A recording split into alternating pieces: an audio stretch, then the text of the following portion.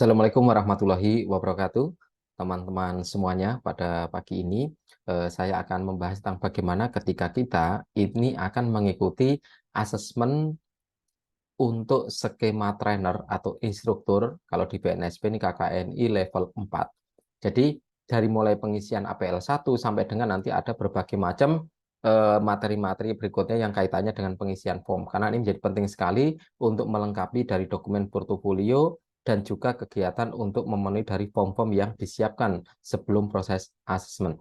Baik, kita langsung menuju materi uji kompetensi yang ada. Saya akan langsung share screen dan nanti akan kita bahas satu persatu untuk cara pengisiannya. Oke, kita akan masuk diawali dengan pengisian dari form APL 01, yaitu permohonan sertifikasi kompetensi. Ini semoga sudah bisa tampil di layar ya, tampil di layar screen teman-teman semuanya, Bapak Ibu sekalian. Jadi di dalam proses pengajuan pertama, jadi kalau pertama kita itu mau melakukan pendaftaran untuk asesmen, kita mau uji kompetensi gitu. Yang pertama adalah mengisi form APL 1 atau permohonan sertifikasi kompetensi. Nanti di sini ada 3 bagian. Bagian 1 itu rincian data pemohon sertifikasi, jadi data asesi atau data peserta, data kandidat atau data Anda semuanya yang mengikuti proses asesmen. Ini melakukan pra-asesmen ya. Jadi diisikan dari mulai nama lengkapnya, diisikan ada KTP, kita menggunakan nomor KTP dan NIK aja. Boleh juga pakai paspor, tapi KTP tetap nanti akan digunakan sehingga kita tetap idealnya menggunakan yang nomor KTP. Terus berikutnya tempat tanggal lahir, jenis kelamin, kita tinggal coret mana. Kalau laki-laki ya coret bagian wanita, kalau wanita coret pada bagian laki-laki, kebangsaan Indonesia, alamat rumah dituliskan sesuai dengan KTP atau alamat tinggal sekarang ini. Nomor handphone, nah ini bisa dituliskan nomor telepon rumah maupun nomor telepon handphone ya, smartphone-nya, email pribadinya, lalu kualifikasi pendidikannya, misalnya kualifikasi pendidikan bisa diisi dengan sekolah terakhir, misalnya S1 jurusan ekonomi, S1 jurusan teknik, S2 magister, atau SLTA, atau SMK jurusan mesin, misalnya seperti itu, bisa aja dilakukan seperti ini. Terus yang berikutnya, bagian 1, bagian B ya, bagian 1B, yaitu data pekerjaan sekarang. Jabatannya, nama perusahaan, ada jabatan, alamat kantor, dan lain-lain, sampai dengan email alamat kantor, dan ini merupakan opsional, artinya tidak harus diisi sampai dengan email segala. Ini menjadi data personal dari teman-teman semuanya. Bagian 1 hanya seperti itu, saya rasa sangat jelas sekali. Terus bagian dua ini data sertifikasi ya. Jadi data sertifikasi ini menuliskan judul dan nomor skema sertifikasi yang diajukan. Jadi kalau misalnya di form kita ini sudah langsung ada, judulnya sudah langsung ada, tidak perlu ngisi lagi, nomor skemanya pun kita sudah langsung aja, jadi tidak perlu melakukan pengisian. Yang terpenting di sini adalah menuliskan tujuan asesmen. Tujuan asesmen apa? Kalau Bapak Ibu baru pertama kali ini, teman-teman ini baru pertama kali ini melakukan pengajuan untuk uji kompetensi karena pengen sertifikasi BNSP atau mau uji kompetensi untuk BNSP, ini yang dipilih, dicentang di bagian kotak ini. Oke. Kalau sudah pernah bersertifikat, misalnya dulu juga sertifikat instruktur atau trainer KKNI level 4, lalu sekarang melakukan sertifikasi ulang karena sudah habis masa masa berlakunya karena sudah 3 tahun, baru ngisi yang sertifikasi ulang.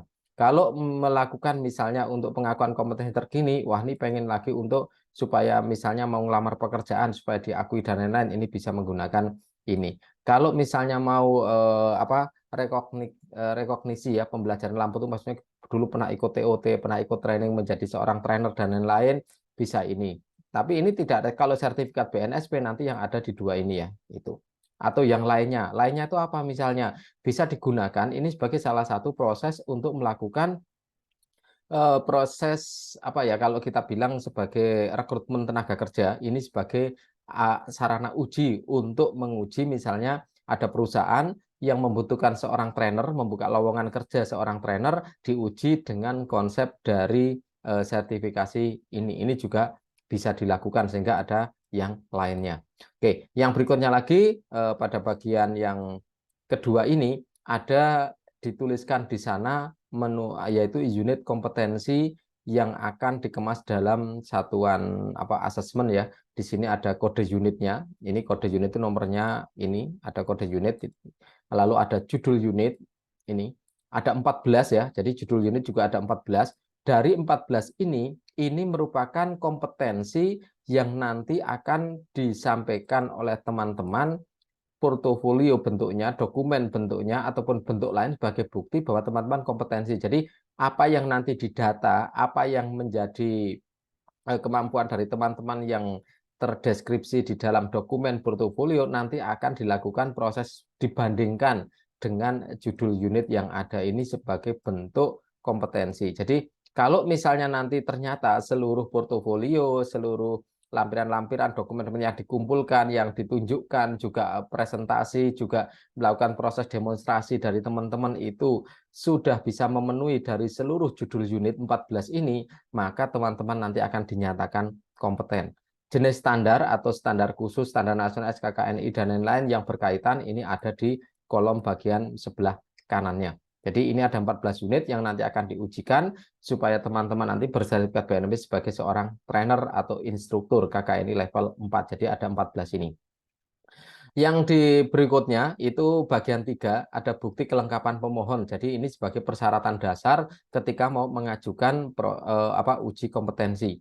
Fotokopi ijazah, jadi minimal SLT atau sederajat. Nanti kalau sudah ada, teman-teman tinggal centang bagian kotak ini yang ada. Lalu ada surat keterangan pengalaman kerja ya di tempat usaha sekarang, di tempat perusahaan sekarang, dan lain-lain. Ini fotokopi sertifikat pelatihan instruktur atau trainer, dan fotokopi kartu identitas karyawan, KTP, paspor, dan lain-lain ada. Berikutnya nomor 5 itu daftar riwayat hidup, CV yang terbaru, dan yang keenam pas foto 3x4 ya, ukuran 3x4 cm, jumlahnya 4 lembar, latar belakangnya, backgroundnya itu merah, berpakaian rapi, tidak harus pakai jas ya, jadi berpakaian rapi tapi backgroundnya merah. Di bagian bawahnya ini adalah pemohonan atau kandidat, nanti teman-teman mengisi bagian nama ini ya, bagian nama diisi, tanggal, lalu dilakukan tanda tangan. Dah, setelah itu selesai. Karena nanti verifikasi rekomendasi ini akan diisi oleh admin LSP.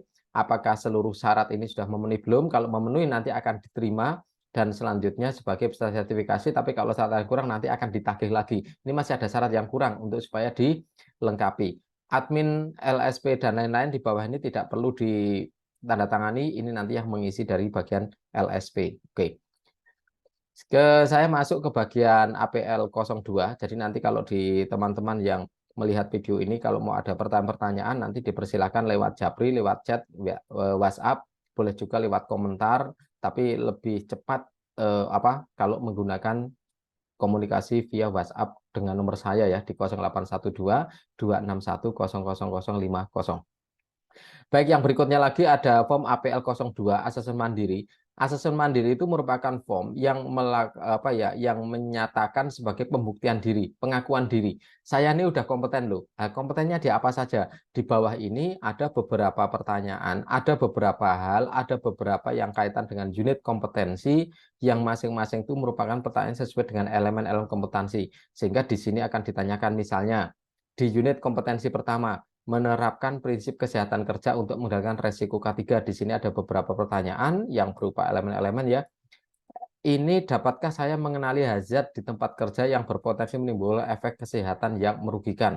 Kalau kita dari pertanyaan nomor 1 sampai nomor 6 ini ternyata kita oke semua, artinya kita bisa semua, kita mampu semua, kita nanti tulis di sini centang bagian K. Dan menjadi catatan adalah bahwa di tempatnya APL 02 asesmen mandiri ini semuanya nanti teman-teman kalau memang sudah mengajukan uji kompetensi berarti harus mengisi di bagian K ini semuanya ya, di bagian bawah semuanya. Lalu ada yang namanya bukti relevan. Apa bukti relevan? Dari poin pertanyaan nomor 1 sampai nomor 6 ini memiliki bukti relevan. Ada namanya form program pengendalian resiko K3 ini.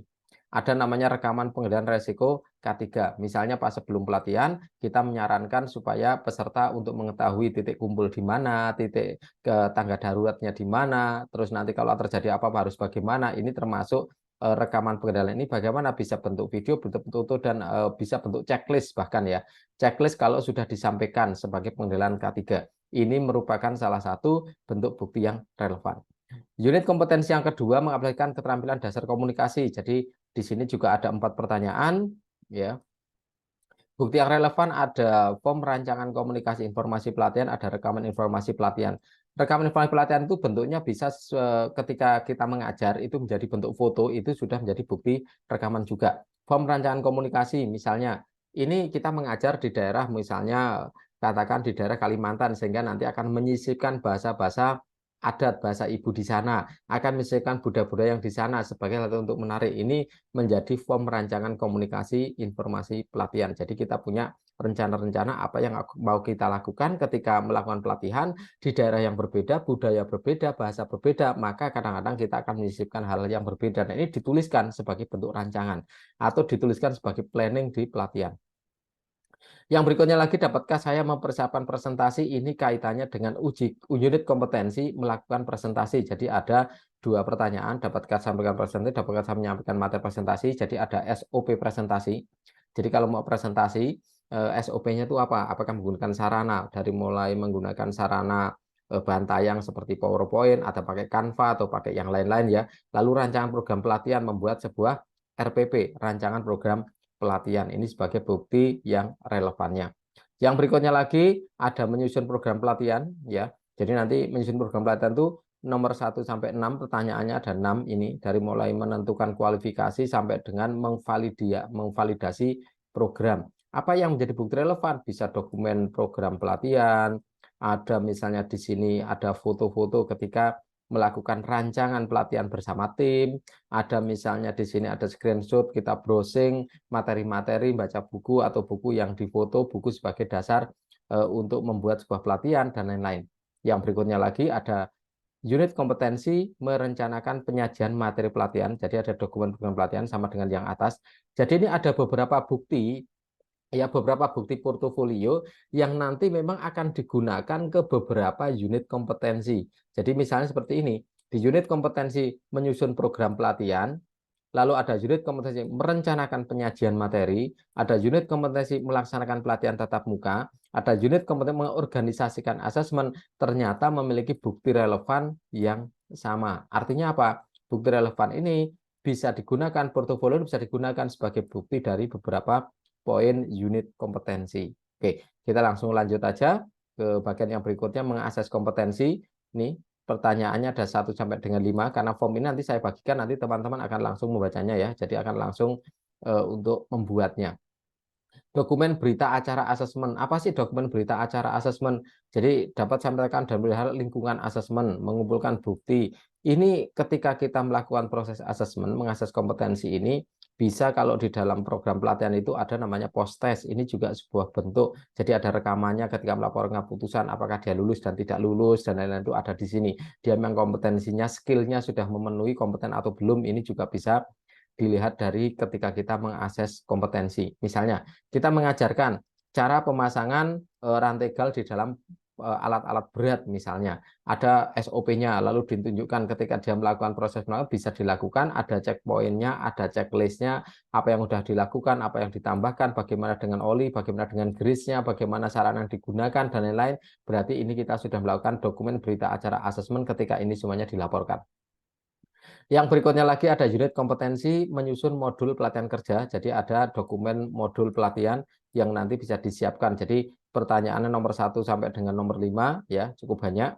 Bagaimana ketika teman-teman itu nanti mengidentifikasi kebutuhan sampai dengan menyelesaikan modul pelatihan kerja. Ini kaitannya dengan menyusun modul pelatihan kerja. Unit kompetensi berikutnya adalah mendesain media pembelajaran. Jadi dokumen yang ini dokumen rancangan media pembelajaran ya. Ini dibutuhkan untuk menjawab unit kompetensi mendesain media pembelajaran pertanyaan 1 sampai dengan 3. Jadi mendesain validasinya, mendesain dan memvalidasi sampai dengan mengembangkan dalam bentuk media cetak. Artinya apa? Di sana nanti sudah ada handout-nya, sudah ada paparan dan lain-lain, ini berarti ada di sini.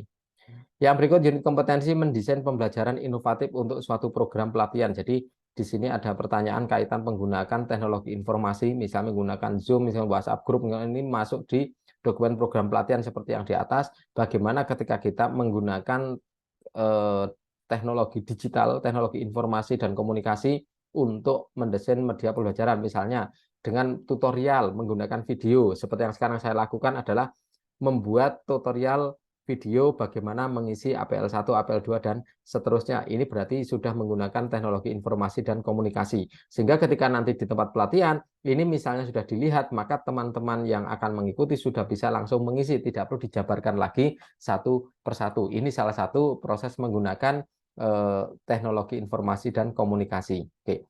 Yang berikutnya lagi, memfasilitasi pelaksanaan pelatihan di tempat kerja. Ini juga dokumennya sama sebagai bukti relevan ya di dokumen program pelatihan.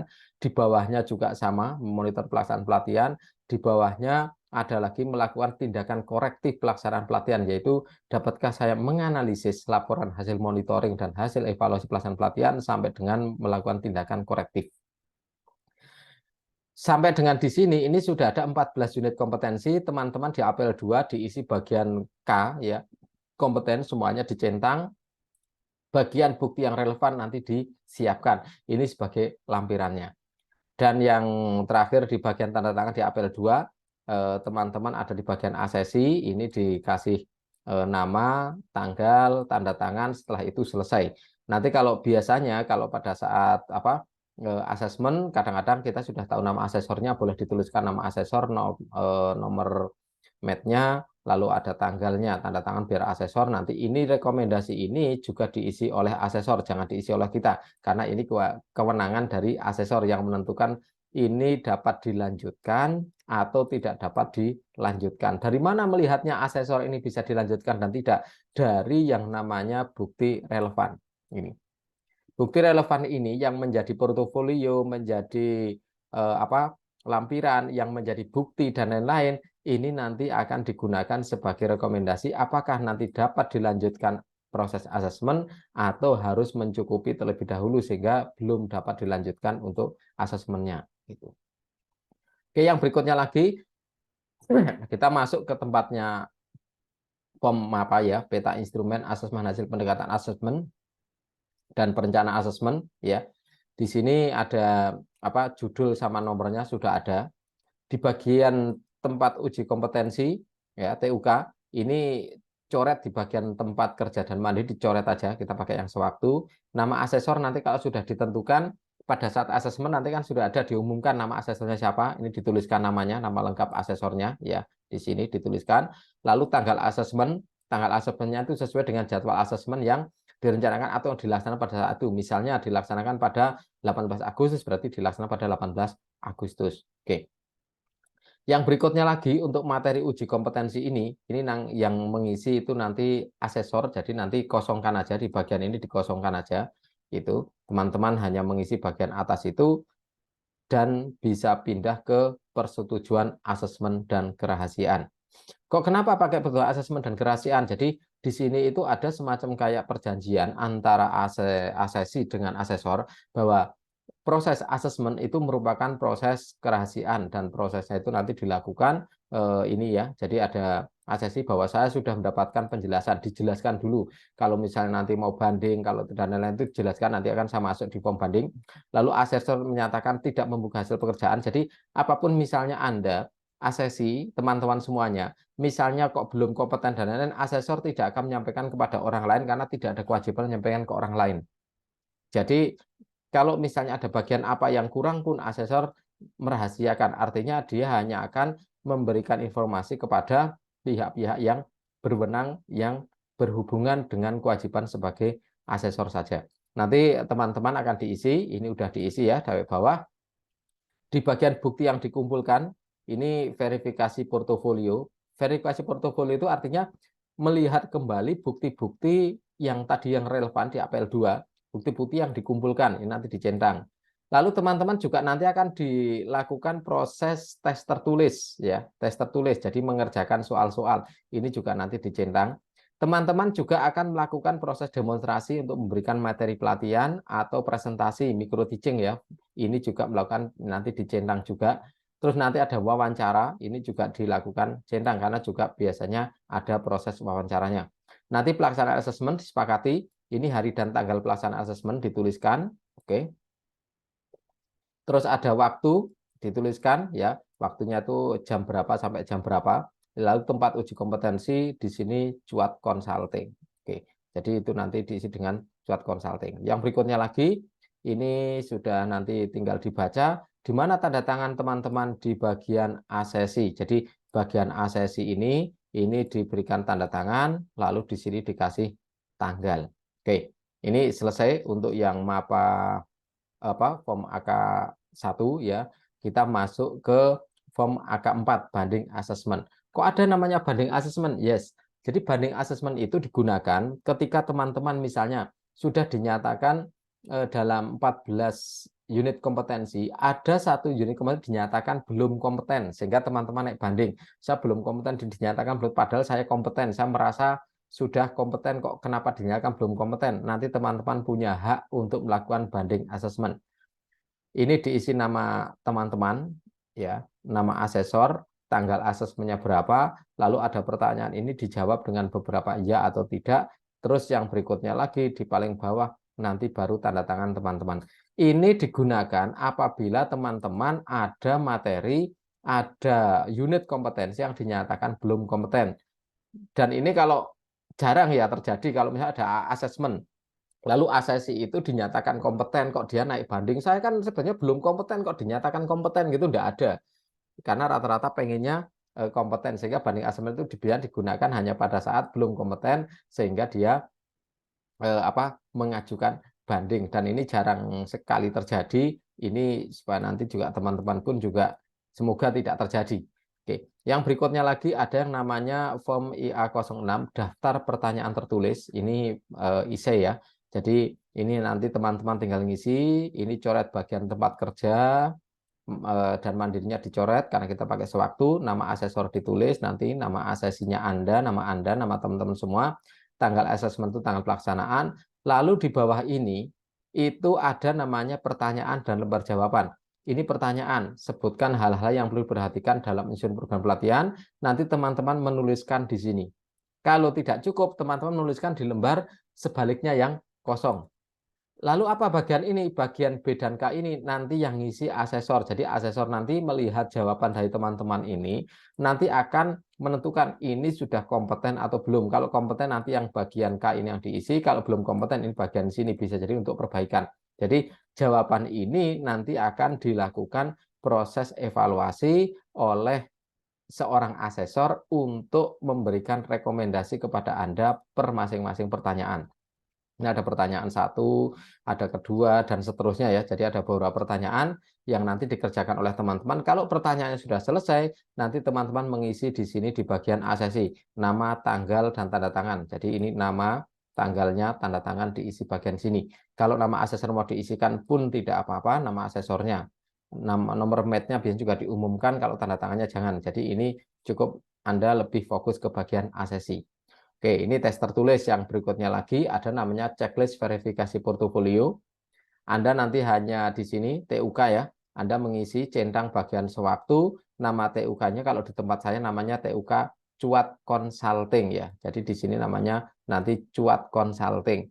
Nama asesor kalau udah tahu namanya nanti boleh diisi, nama asesi, nama Anda. Untuk yang selanjutnya di pemenuhan atribut berkualitas ini dikosongkan, ini nanti kewajiban asesor, kewenangan asesor yang akan mengisi di kotak-kotak ini. Anda tidak perlu mengisi apa-apa. Di bagian bawah Anda hanya perlu tanda tangan di bagian asesi ini ya. Bagian asesi dan tanggal. Tanggalnya berapa, ini tanda tangan Anda. Yang berikutnya lagi ada namanya form pertanyaan wawancara. Anda hanya diminta untuk mengisi di bagian atas ini saja. Bagian bawah nanti yang mengisi adalah asesor. Terus Anda tidak mengisi, nanti hanya pada saat di halaman terakhir Anda mengisi nama, tanggal, dan tanda tangan di lembar yang terakhir. Lalu ada form AK02, formulir rekaman asesmen kompetensi. Ini Anda mengisi di bagian ini ya, lengkapi. Jadi dari mulai nama asesor sampai dengan ini, nama asesor Anda kalau yang sudah tahu nanti dituliskan, nama asesinya nama Anda, tanggal asesmen misalnya tanggal 18 Agustus sampai dengan 18 Agustus, karena selama 1 hari selesai. Itu. Bagian bawahnya ini yang mengisi kewenangan asesor. Jadi Anda tidak mengisi di sini. Termasuk rekomendasi hasil asesmen ini yang mengisi nanti adalah asesor. Jangan Anda yang mengisi, karena ini rekomendasinya harus dari asesor. Yang berikutnya, Anda nanti akan mengisi di bagian asesi, nama, tanggal, dan tanda tangan. Oke. Bagian yang berikutnya lagi, ya, ini yang namanya umpan balik catatan asesmen. Jadi Anda mengisi dari mulai nama asesor sampai dengan waktu asesmen seperti yang form-form yang tadi juga. Lalu Anda juga akan mengisi antara ya dan tidak di bagian sini. Pada saat asesmen bisa jadi Anda dijelaskan bukan pada saat asesmen, tapi juga dijelaskan ketika di pra-asesmen, dijelaskan ketika ada seperti video yang saya buat seperti ini. Ini merupakan proses menjelaskan tentang apa yang kaitannya dengan program asesmen, sehingga ada beberapa pertanyaan, komponen yang ditanyakan di sini, ya. Ini nanti Anda menjawab, bisa memilih dari jawaban yang ada di sini cukup dengan tanda centang aja. Kalau ada komentar silakan boleh dituliskan di sini. Saya mendapatkan penjelasan yang cukup memadai mengenai proses asesmen dan uji kompetensi. Ya, centang bagian ya. Saya diberikan kesempatan untuk mempelajari standar kompetensi yang akan diujikan dan menilai di sini terhadap pencapaiannya. Ya, dan seterusnya sampai dengan selesai.